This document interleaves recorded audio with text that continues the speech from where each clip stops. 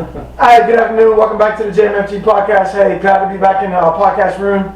I've been busy all outdoors, so hey, to all my subscribers out there, family, friends, hey, thank you guys for supporting. I appreciate you guys. Even though I haven't been releasing podcasts like I like to, I've been trying to, keep you guys involved in what I'm doing through Instagram and, going live with my videos and all that good stuff. But anyways, I want to send a shout out to Team Wear White and Blue. I finally got the call. I'm going to make this real quick. I got the call to be a part of America's Ultra with Team Wear White and Blue. We're going to run across America next year. I think we start like May 2nd.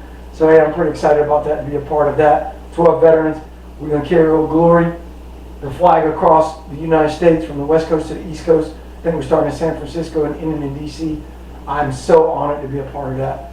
I think that's going to be pretty big. So I've already started my little saying with Team Wear White and Blue. We're about to rebuild with bravery. And that's exactly what we do. So Team Wear White and Blue, RWB, rebuilding with bravery, baby. That's what we're about to do. But with no further ado, guys, hey, back in the podcast again. I'm excited to be back in the studio again shooting. But today I got my boy with me, Tommy Gantt, as you can see. I'm wearing NC State, but hey, hey, go Pack. So no further ado, I'm going to let my boy introduce himself and give him the mic. Tommy Gantt here. I wrestled at NC State from the years of 2011 to 2016. They're currently coaching right now after a little stint with Team USA, wrestling freestyle internationally. And currently just picked up fighting too, so yeah, I've been real busy, man, the last couple months. So now, I'm going to back that up because we want to get into that wrestling and fighting stuff because my boy, hey, everybody talks like, well, you bad, this is a bad man right here. I'm just average. But now I got a question. Now where'd you grow up at? I grew up in East St. Louis. East St. Louis? Yeah. Now, did you grow up like in the city or outskirts, suburbs, or where? Man, it's a little bit of both. It's a little city, a little country. Okay. More city than country, though. Okay. Now, for me, being a country boy, because I didn't see a lot of city growing up, how would you say the city life, now being in North Carolina, how would you say that differs than the country life or the suburbs, I should say? I think Raleigh's a lot more populated, but at the end of the day, I think like where I grew up at is a little bit more urban, like in terms of like environment and whatnot. Gotcha. I think Raleigh's a lot better in terms of like big city and whatnot. So now I gotta ask, bro. Brother coming from St. Louis, how the hell you get into wrestling? Man, it's funny, man. When I was in 6th grade, I saw a flyer up in the school, and I was like, oh, I'm wrestling. I'm gonna check it out. And then at the time, I was big into WWE, so I'm watching Randy Orton, The Rock, Stone Cold, Steve Austin, all that dudes. So I'm like, yeah, I'm gonna get into wrestling or whatever. So I'm thinking I'm gonna go in there and see like turnbuckles, a big thing, and all that. I go in there and I see a mat, man. I'm like, man, what is this, man? So I'm heartbroken or whatever. I go home and I tell my mom, I was like, it ain't what I thought it was. I'm not going back. And she just talked me in the stand, and then, man, I went back the next day, and the rest was history, man. Really? Yeah. Now did your pop and moms, did they play any sports growing up? Or? My dad played football, and my mom, I don't think my mom did. Maybe she played volleyball or something like that, but it wasn't real serious, man. Maybe like city stuff. So. Okay. Yeah. So all you did was wrestle, no other sport? No, I wrestled my 6th grade year. I played football that same year. And I had always played basketball and baseball, stuff like that as a kid. But wrestling got serious probably sophomore year of high school. Okay, so now what was that like? I got to ask, like, when you were on the team, how many blacks was on the team wrestling? Well, I mean, I grew up in an all-black city for the most part, so it was all brothers. But really, it might have one white kid on the team. Maybe. Okay, and now would y'all compete with other schools within the? In terms of that, yeah, we would. Man, I was probably 2 or 3 in a weight class on the given weekend. Yeah, but I mean it's a mostly Caucasian dominated sport. But it works out though. I met a lot of great people through sports. Oh, same here. But I tell people all the time, between sports and the military, that kind of it will around you for one. So now you don't meet strangers, you meet people of all nationalities. Bridge that gap. Yeah, and that's it. To bridge the gap, to love people. And I tell people that's one of the reasons why I like the military so much. Is that when I first met some of my white friends or Hispanic friends or Indian friends or whatever, it was totally different. Like they were like, man, where are you from? South Georgia. Like, you do that, you eat that. Like, yeah, man, what do you eat? Then before you know it, you sharing all that. Assimilate a little bit. And then you start sharing that culture, man. Like you said, we bridge that gap, bro. And honestly, man, that was probably some of the first conversations I had with like my white homies and stuff like that. But after I broke that seal, man, that was kind of it. Oh yeah, same here. Oh yeah. Because, like, I know some of my guys on my team, they weren't from, like, one of my best friends, he's from, like, Rhode Island. Oh, really? So he's like, Johnny, first time I seen a black guy was in basic training. He said, I said color fella, because he didn't know anything. He was trying to color guy. He said the drill sergeant lost his shit. He's like, what do you mean the color guy? You mean the black guy? He's like, ah. He's like, nah, I didn't know. and he said, John, I didn't know what to say, man. I'm from Rhode Island. I was like, yeah, the black guy, I guess. And just out of sheer ignorance, the same thing with my college teammates, man. They never really interacted with, well, or some of them never really interacted with black dudes and like that.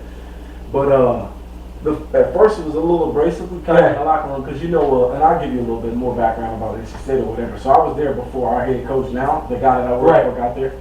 So when he came in, he was just kind of getting rid of everybody, like just cleaning the old guys out and bringing the new guys in because of some culture issues we had or whatever. So he brings his guys in or whatever. And me and the dude lock eyes. I'm like, man, this dude ain't one of my guys. His guys, you know what I'm saying? Yeah. And he was like, same thing. He was like, nah, I've never really been around black people or whatever. And then, man, me and him are some of the best friends. Right? I said, he's cornered me on my next fight. And that's awesome, man. That's good stuff, man. Yeah, that's my guy, man. Yeah, I'll get both y'all in here, man, after that fight September. Oh, definitely. Oh, yeah, definitely. So now I got a question. You wrestled all the way through high school. Yeah. When did you realize, like, damn, Tommy Gantt, I'm actually pretty good at this? Like, when did that hit you? Man, I'd say probably after my junior year. I placed in the state. So my freshman year, it's probably one of the biggest hiccups in my life. But I missed weight at freshman at regionals. So regionals is like our first tournament. So you got regional, sectional, state. Regional was the first tournament. Section was the second tournament. That determines who goes to the state tournament. Right. I missed weight at the first one, my freshman year. So I didn't compete. Postseason, I didn't compete. So the second year, I got first, third, and then I didn't place at state. The next year, I got first, third, and I placed third at state. And then my senior year, I did pretty good. But after that junior year, then I was like, oh man, I don't know. I started getting letters from colleges and stuff like that, a couple phone calls or whatever. I was like, man, maybe I can go play, go wrestle in college. So now, what was your weight in high school? I was 103, 125, 130, and 140. Okay, so what's your weight now? I fight at 155 on my second. Okay, that's probably about the same thing, really. Put on a little bit of that grown man I daddy put the daddy weight on. I like to get the dad bod going. I like it. So now, once you got to NC State, for all the kids out there, this guy's a professional fighter now. You know what I mean? And was a professional writer or wrestler. So for all the kids out there watching, it goes to show, it don't matter where you come from, man. Nah. If you got a passion, you like doing it, just get after it, So now, the great thing about where I come from too, man, so like football, basketball, heavy. That's it, yeah. Football, basketball, heavy. So, dude, little brown boy, man, coming out to North Carolina to wrestle D1. That's good stuff, man. Now I got a question. I haven't said that. When you came to North Carolina, leaving St. Louis, and walking to Raleigh by yourself, you in NC State, you're at a good school. Wolfpack, I'm representing. Yes, sir. So you sitting there, you walk in. Your first night, because my daughter just started school at UNC Charlotte. Oh, really? That first night, bro, what was that like, man? Because I know you remember it. I do. I remember my first night at base training. What was that like? Man, it was crazy, man. It was kind of a culture shock, honestly. Because, so same thing, man. Just getting in there, seeing all my teammates. So I'm like, all right, it's a little bit different. Because before, my parents were real strict and when I was growing up or whatever. So I never was really out late. I didn't go to no parties, that type of stuff. So when I got there, I was on my own or whatever. I'm like, all right, cool, it's cool. Go outside if I want to. I stay up to 4 a.m. if I want to now. So the first time I stayed up and went out, man, it was just crazy, man. I was like, this ain't really what I thought it was. I don't even want to be here. Exactly. I want to stick to how I was raised and my roots and stuff. That's it. Not to say that I want to go out, but it just wasn't. It wasn't you. Yeah, it wasn't me. It wasn't the thing that I like to do. You know what I'm saying? So that's so funny because my first night at base training, and base training a little different because everything's structured. But when I got to my first duty station, just like you said, that first weekend, everybody's going out, man. I remember I went out. We went to Seattle because I was in Washington. And we go to this club, man. I'm looking around, beautiful women everywhere. And drinking. I was like, man, this ain't my scene, bro. Like, this ain't my thing. Like, comfortable. Yeah, that's exactly what I felt. I felt uncomfortable. I was like, man, get me back to the barracks. And tomorrow I'm gonna go walk around the park. I'm gonna go get out in the woods, and I'm gonna look at these big evergreens out here. And that was just, like you said, this was my scene, man. So once you got to state, how did that change you? Or I'm gonna back up. When you're wrestling, because like I played football, basketball, baseball growing up. I never wrestled. I play golf now. I love golf now. Yeah, me too. So I look at, we gotta get on the greens, we do. So I look at wrestling as like golf. It's an individual sport. What are you thinking about? What's going through your mind when like up until like say a month out, you're going to wrestle a guy, or you're going to fight a guy in MMA. We're gonna get MMA too. But when you're in college and wrestling, did you watch film on people before you wrestle them, or? Yeah, I mean, I wasn't a big film guy, but like, I think at the college level, you kind of got to exhaust all your resources, right? So the coaches will usually watch film for you, and they'll tell you, hey, dude's good at this, you got to play to these strengths, you know what I'm saying? Gotcha, Something gotcha. like that. But I think it played a big role, man. Okay. You definitely got to do it, but I think you kind of got to be who you are too. I got you. I wasn't really a film guy. Now it's changed. You asked me about wrestling, so I'm giving you the wrestling. Right. But I think you got to kind of be who you are at the same time. Right. Because, and just us, we're natural athletes. So a lot of times, just like with golf, I struggle with golf because I'm so athletic. I try to exactly, and people are like, now you got to keep your head down. You got to let your hips go, let your hands go.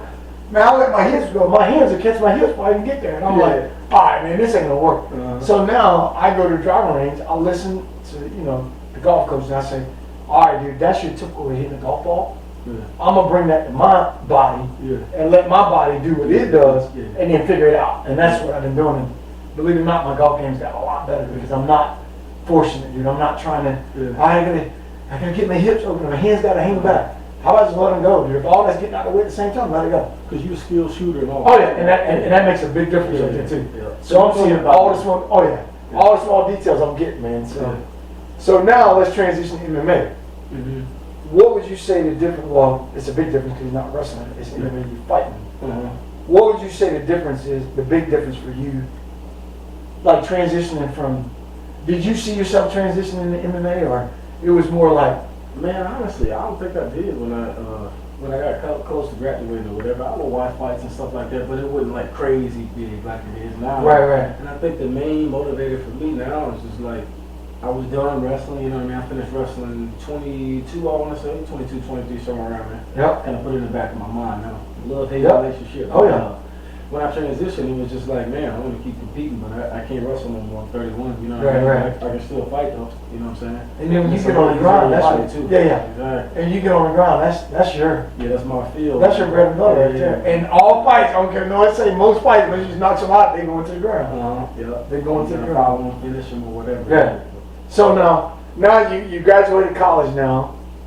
You're trying to figure out, okay, what time to get going to do? Because on campus, you're the man. Yeah. So once you graduated, you went. I know you was doing some kind of volunteer stuff for a minute. Yeah, I was actually I was like a graduate assistant. Right. And I was still wrestling like international for Team USA and stuff like that. Okay. Now how did that go? Let's go down that road. Team USA. It was good, but I think I mean this is the part of the love hate that I was telling about. But I think I kind of stayed in it a little bit too long. You know what I mean? Because like for Team USA, you got 10 weights on a non-Olympic year. Like this year was an Olympic year, so you only got 6 weights. But on the non-Olympic years, which was my first year out, you got 10 weights. So you'll only have 10 world champions. Right. You know what I'm saying? Yeah. And then on the Olympic years, you have 6. Right. But if you break those numbers down, you can be, that's the cream of the crop. One time, yeah. 1%. Right. Because you got probably 30, 40 guys in the weight class. In America, I don't think I was high. It's like 4th or 5th or something like that. But you got to be number 1 to go to the tournament.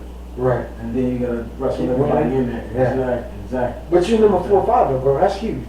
Yeah. I think back on it now. I was like, I was all right because I was in it and I wanted to be number 1. But I think it was a good feat though. But now, if you go back, you think you'd be number 1? Ah man, I'm old now, man. You know what I'm saying? Like you switch the time back, not your body now. You go back in time. Would you be number 1? I think there was some stuff I could have did, but I think we'll all say that because if I ask you the same question, because you know your strengths. Yeah, you know where you messed up, and you know your weaknesses. Oh yeah, that's good stuff, man. Yeah. So now once you realize, hey, I'm 4th to 5th. So now you see you're 4th in the nation, 4th in the country, 4th in the world for the most part. Where do you go from that? Like when did you decide, man, I'm gonna jump in MMA? Man, I lost at I think it was trials in 22. Okay. And I was just like, man, I was 29 at that time. I was like, man, it's time to do something else, man. Yeah. Because I'm chasing this dream for 5-6 years and I haven't attained it yet. You know, right. Be number 1 in the U.S. and then number 1 in the world, and then that happened. So I'm like, man, I'm gonna go fight, man, and see how this goes. Because I think I got the build, the cardio, you definitely have to build that to fight. You know what I mean? So I'm like, I'm gonna go see where I stand up against these guys. You know what I'm saying? So how many fights have you done so far in MMA? 6. I Won all 6, right? Yeah, 106. No, So- at 5. I won 5. One of them was a no contest. Dude said I hit him in the head with my knee on the ground or something like that, man. He started acting all type of crazy stuff, man. So what are they doing that happened? Did they just... So they were like, I think they handled it wrong. I don't know, because I don't know all the rules, man. My manager kind of handled that, so I just go out there and fight, do my thing. But Right. I think they mishandled the rules. I think the rules said they should have went to the scorecard, but they was just like, oh, it's an inadvertent strike, just a no contest. And they just got us out the cage. That was it.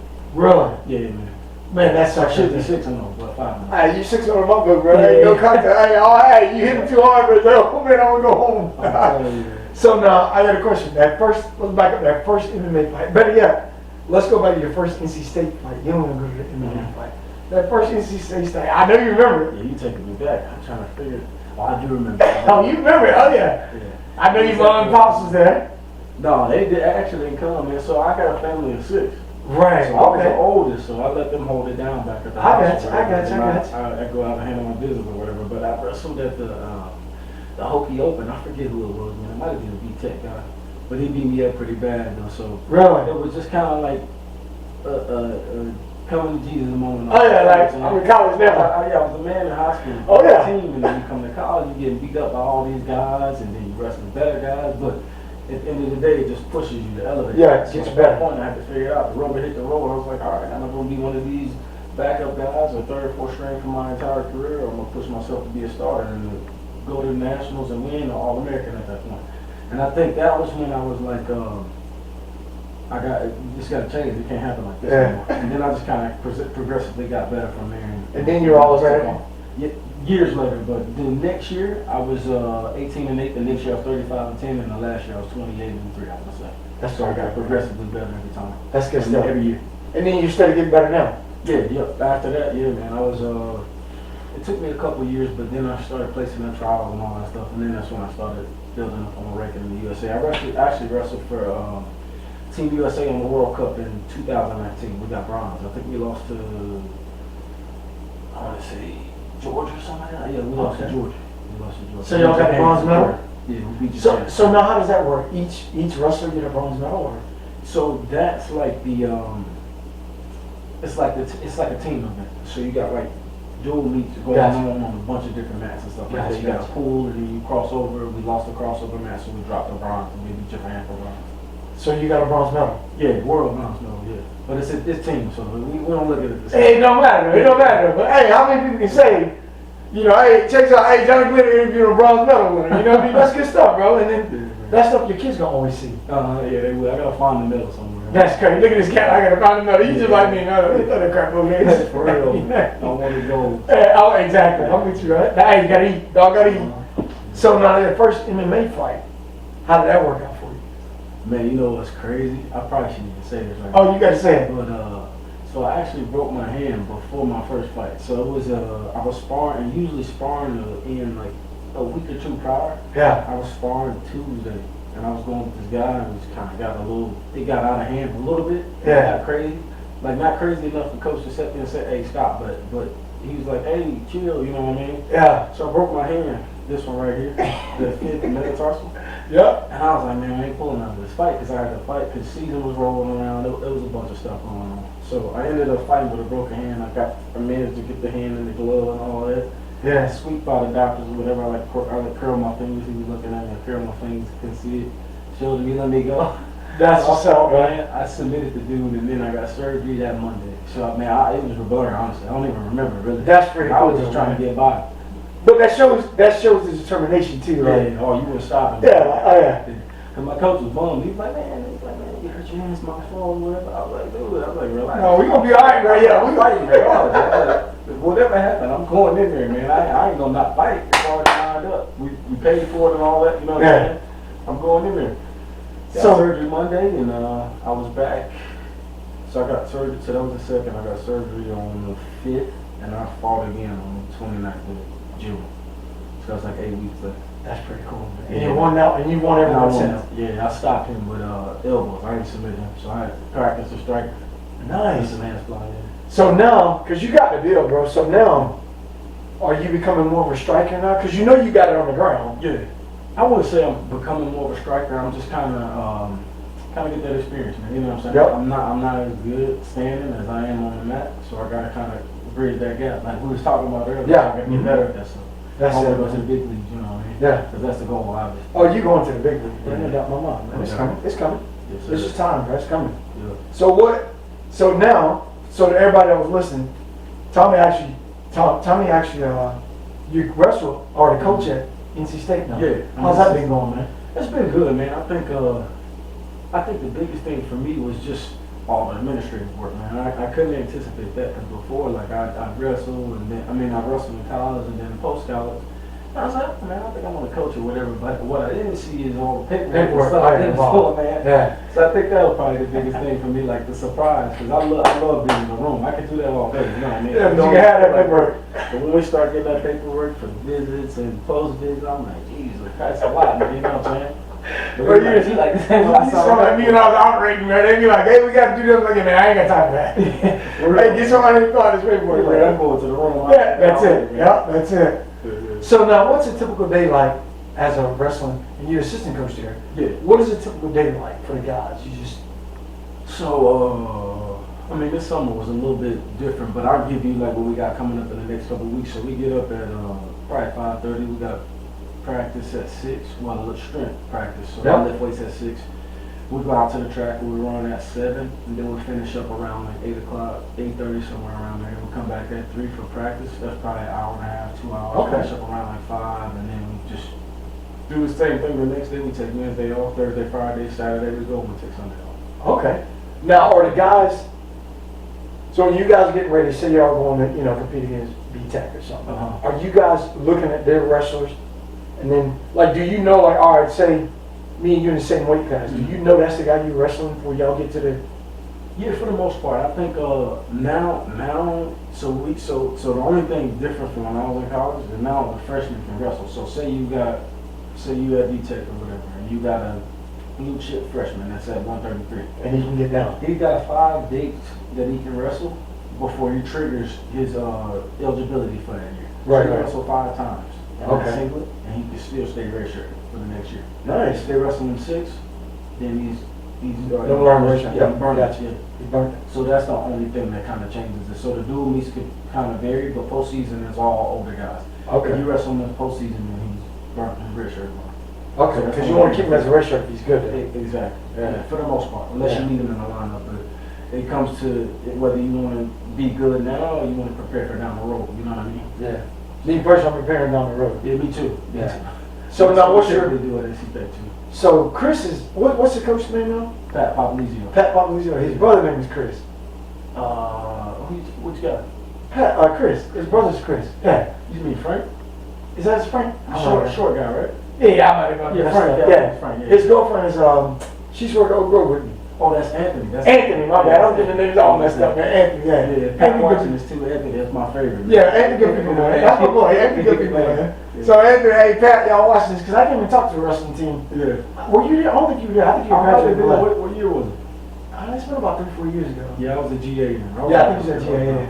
Yeah, but yeah, I want to talk to the boys, man. You were in Dakota, right? Yep. Yeah, I was GA then. Okay, yeah. I think that was Gotcha. 18 or something. Yeah, something like that, 18, 19. Because Mark set it up for me to go talk to the guys. Uh-huh. And I was talking to the guys more so about, hey, how do you get in the zone? Mhm. How do you put yourself in the zone? How do you come out of that zone? How do you not burn so many calories when you think you're about to get pinned, you don't get too excited, and now you ain't got no fuel in the tank because you just let it all go. Yeah, you zap it all out. So, but yeah, man, that was good stuff talking to the boys, man.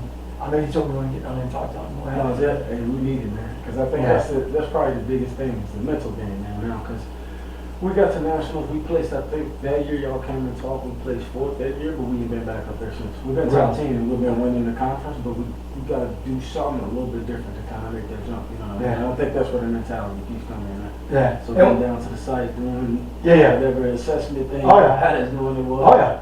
Because what you realize is just like if I was gonna come with you tomorrow, say I was gonna assess you tomorrow. Mhm. I'm not taking you to the damn ring. I'm not taking you to a mat. You No. know that. Yeah. That's your comfort zone. I'm not gonna take you to a golf course. I know you golf now. Yeah. But what I would do is I would take you like, hey man, you ever skied before? Nope. Now I want to see where your body goes when you're doing something you totally out of your element. Because now when I get you uncomfortable, now I can look at you and tell, all right, dude, when you get uncomfortable, this is what happens. Yeah. And for, I think, all the great teams or the great athletes, it's that mental capacity, man. Where they, just like people used to look at Tiger Woods as and he's one of the best golfers. Well, the sad part about it was when Tiger wore that black and red, he had you beat when he stepped on it. And when he got on the course, bro, mentally he already had people beat. Yeah. And then don't let you drive 320, he drive 330. You're like, God, he already played you. But in his head, he's sitting there like, damn, I thought I hit a slice in. Yeah. Like he's human. Yeah. But he's like, oh yeah, I gotta hope that one. And then you hit one great shot, now you're like, and people are like, in his broadcasting, they help. They're like, here comes Tiger. Like, that's all it took. I got him. And he's just like, man, if I can just maintain what I'm doing now, I got him. Yeah. And then once he see you start falling apart, all he's gonna do now is play his game. And chipping a putt, chipping a putt. Now all he needs to do is par. Now you back to a bogey. Now you back to a double bogey. He get one bird and they're like, oh my God, he's great. No, he did just play his game. Yeah. And that's what guys. Ahead of you at that point. Now he's so far ahead of you at that point, you couldn't catch him if you tried. Yeah. He's on cruise control. Yeah. And it's the same I would think with wrestlers. Yeah. Yeah, it's the same, man. Yeah. So I definitely want to come up, just evaluate the guys, watch them. And I went up and helped Coach Press. I didn't get him on the podcast too. He's an NC State golf coach. Oh, really? And I went up and watched some of his boys, Prescott. I went up and watched some of Press's boys. And I went and watched the basketball team too. On the course you watched them? Yeah, on the golf course. And then I watched them practice one day. But what I like to do is, I like to say like if you guys are wrestling. I like to go watch them in practice. They don't know who I am. I just like to watch them. Just pop in. Yeah, because now I get to see them in their raw talent of the person they are. Yep. I like to get there before practice, see how they climb around with the boys, and then see how they get on the mat. Where they tense up at, where I see, hey dude, this is where you lost it at. Why is that important? Because I think it's important because when I see a person out of the element, like me and you just talking right now, I see Tommy Gantt in Tommy Gantt mode. Yeah. I don't see Tommy Gantt when Tommy Gantt in beast mode. Yeah. I want to see you in this mode so I get a baseline. Yeah, that's true. Now when that dog ready to eat, it's a whole nother baseline. You see a whole nother person. Now you see a whole nother person. Now what I got to do is, how do I bring that baseline, Tommy, to this dog that wants to eat, where we can pull this dog down and they meet in the middle. Yeah. Where now that baseline. Why is that important? Because if I can get you to meet in the middle, bro, it's just like running them ultras I do. Yeah. If I can get you to meet in the middle when your body's saying, oh my God, I'm about to pin this dude. I need to go right now. Just like hitting that golf ball. When I'm wide open going to that golf ball, if I can get to Johnny Glenn calm when I'm practicing on the greens, just hitting them straight, because there's no pressure. When I can pull that down to this part and I can meet them in the middle, now it's smooth sailing. Now, as an athlete, or as a wrestler, or a fighter, or a basketball player, any athlete now what I can do is, I can let my subconscious mind take over my athletic ability. Now my athletic, so basically you're doing autopilot. It's autopilot. It's like a double-edged sword. Your subconscious mind is taking over, but then your athleticism is taking over. You ever been in a zone where you're like, you get done and you're like, what the hell just happened? Yeah, man, I've definitely been there before. Dude, I've been in firefights, bro. Like, no bullshit, you've been in a firefight. When it ends and you be like, holy shit. And the beauty of it is, you can use your plate every instant of that firefight and not miss a beat. Because you're so. Talk about that a little more. So basically, like in a firefight, you're in a firefight, and you're shooting, you're doing things. I tell guys all the time, a lot of people think a firefight's fast. It's not. It's just like wrestling, bro.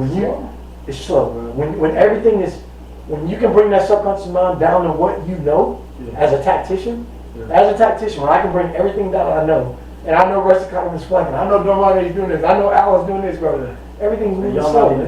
We're not even talking. Our guns are talking. We're on headsets, but our guns are talking. And our bodies are moving, bro. And everything's just, it's slow motion. Now, the first one I was in, it was like, holy shit, like they're shooting at us. Because it's the first one. The more experience you get, now, that's why I like going to talk to athletes, same thing. I went and talked to University of Alabama, Birmingham, Trent Dilfer's team the other day, or a couple weeks ago. Went to Tennessee, hung out with those guys, or Alabama, hung out with those guys. And I was talking to the running backs and linebackers, and I told them the running backs. I said, dude, some of your greatest basketball, football, baseball player wrestlers, everything they do is in slow motion because they're controlling their time there. You know what's crazy? Now that you say that, I do remember that when I was wrestling. Like it's in slow motion. You really hit that stride. Oh yeah, and you know it. You're like, I saw that. Oh yeah, I got him already. You already 3 steps ahead of him, and that's when. And the ones you lose is just kind of like, you're like, what am I doing? Yeah, because your body's trying to catch up. It's and it's trying to catch up. So that's why I like to see you at a baseline, and then see you when that dog's trying to eat. Now it's up to me. How do I get you to that baseline where I can almost, believe it or not, I try to piss people off. Just to get in their head. And now I'm gonna reverse that and say, okay, dude, now I'm in your head. How do I bring you back down quickly? So for you, it might be thinking about your daughters. Yeah. You know, it might be thinking about your family. Yeah. Because it's amazing how fast your brain can You compute. know what's crazy, man? What's that? So I grew up in the neighborhood, right? That's how it is. Yeah. When you out there, you 7, 8, you crawling and scratching, and Oh, yeah. court with the big boys. Mm-hmm. You know, man, you can't play with us, man. Yeah. Right here, check up. You know what I mean? Put you Oh, on the yeah. spot real quick. Yeah. They block you, kill you. You're like, Oh, yeah. oh man, all right. Now, Yeah. now that kind of possesses you to go Oh, yeah. better. You go Now you gotta get better. Come back. Yeah. They're like, okay, little T got a shot now. You know what Oh yeah. And then the trash talking, you know, it ain't even in your brain no more. No. Because the biggest blocker is right in between your ears, man. Yeah. People don't realize, just like people ask me, like, why do you run ultras? Honestly, I hate running. But I run the ultras because it's all about mental. It's all about What's mental. the first one? Blackbeard 100, about Oh, really? 5, 6 years. That's the one you was talking about? Yep. Good. I don't think it was that one, but it was the one before that. Okay. And I ain't gonna lie, man, I flew for It's 32 hours. sundown. Yeah. I flew for 32 hours, no sleep. I watched a movie on the plane, landed in Raleigh, drove to the Outer Banks.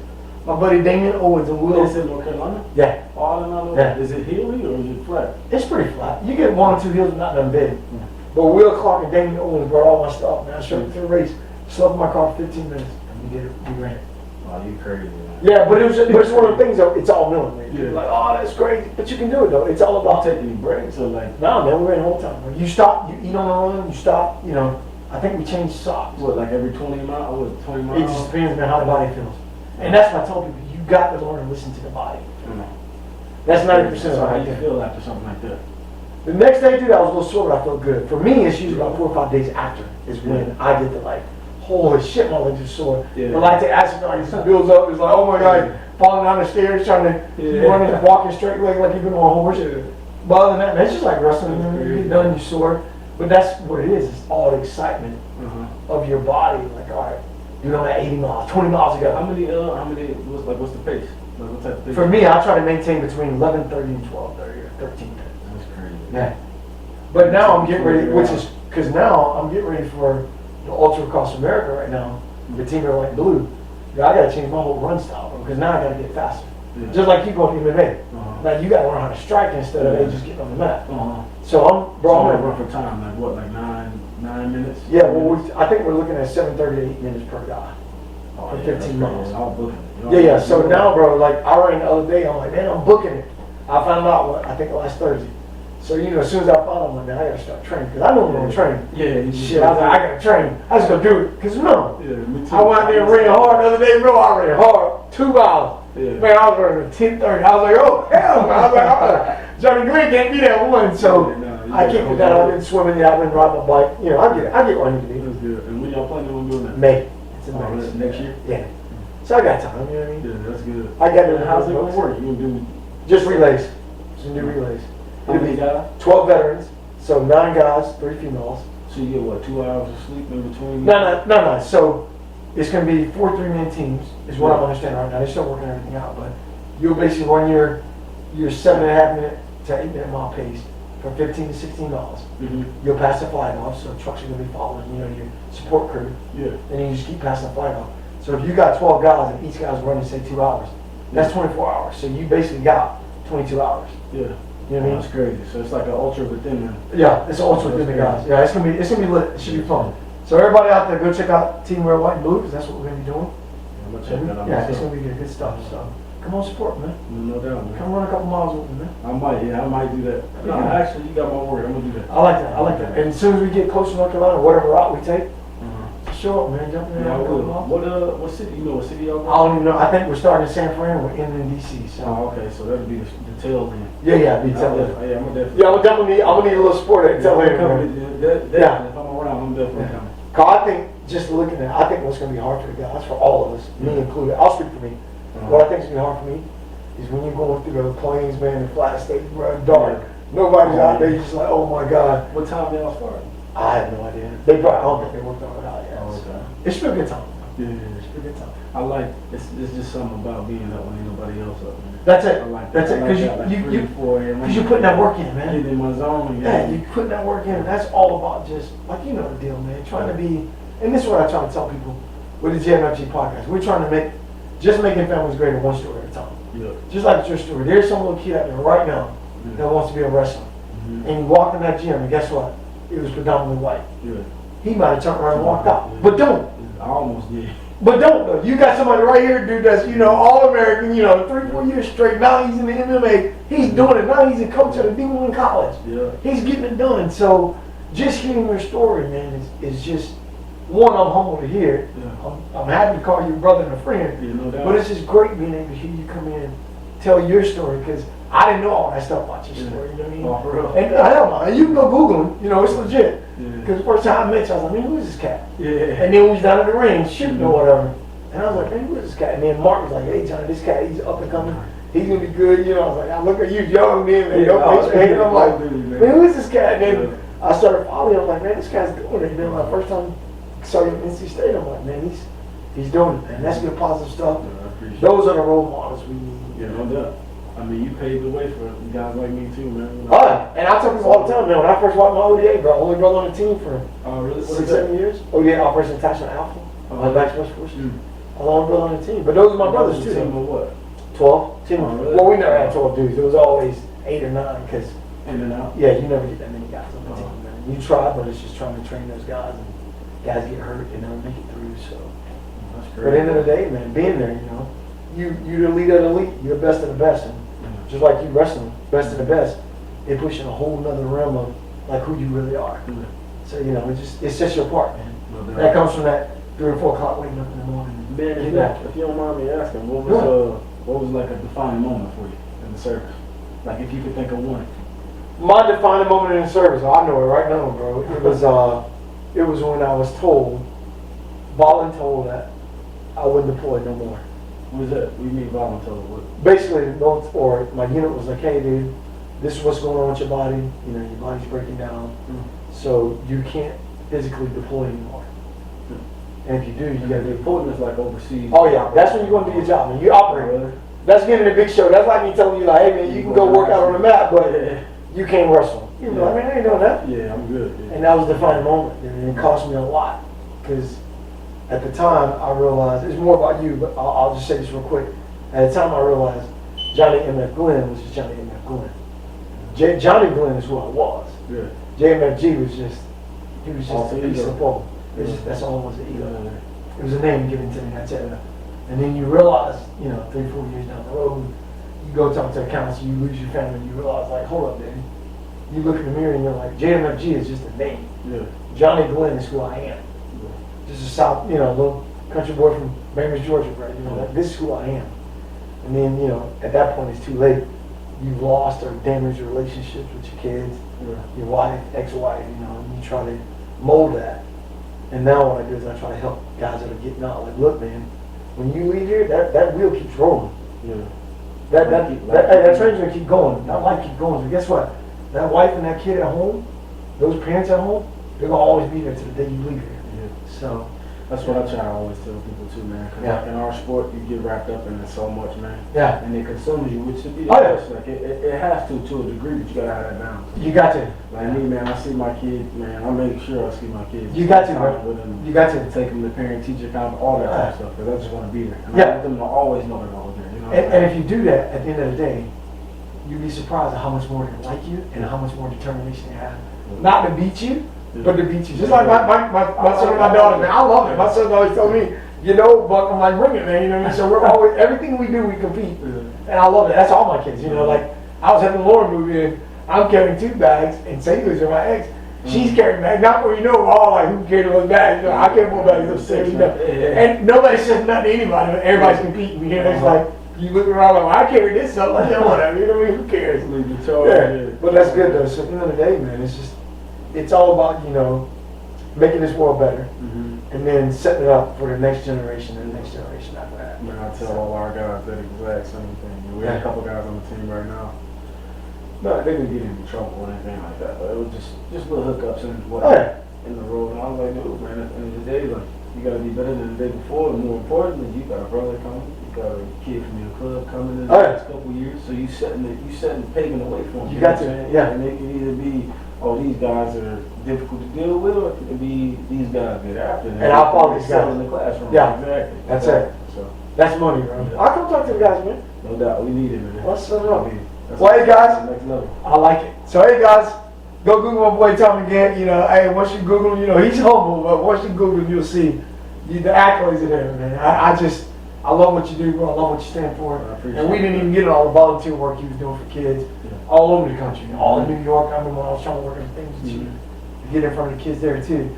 So at the end of the day, hey guys, here at the JMFG podcast, one story at a time, just trying to make it better. And I think Tommy Gantt's got a great story, growing up, what he's doing, what he's continuing to do at NC State. And hey, dude, I love what you're doing. I love what you stand for, brother. It's been a pleasure having you on the show. Yes, I'm sir. pretty sure I'll have you back after you go and start making that name MMA. I'm definitely having you back. Before it gets too big, you know what I mean? Oh, man, ain't never too big. I know, but I appreciate you, brother.